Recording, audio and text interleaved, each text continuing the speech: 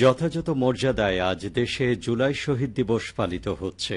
গত বছর ফ্যাসিবাদ বিরোধী অভ্যুত্থানের শুরুতে ১৬ জুলাই রংপুরে পুলিশের গুলিতে শহীদ হন আবু সাঈদ।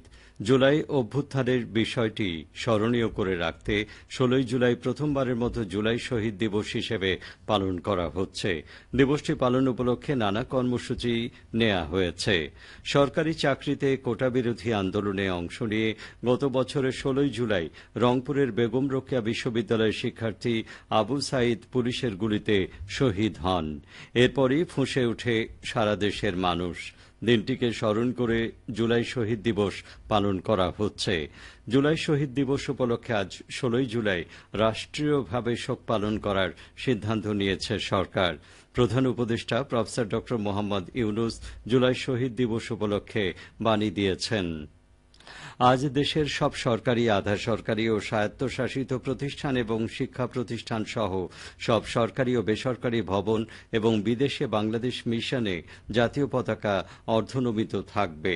এছাড়া শহীদদের রুহের পাখফিরাতের জন্য আজ দেশের সব মসজিদে বিশেষ দোয়া অনুষ্ঠিত হবে। অন্যান্য ধর্মীয় প্রতিষ্ঠানে তাঁদের আত্মার শান্তির জন্য বিশেষ প্রার্থনার আয়োজন করা হবে।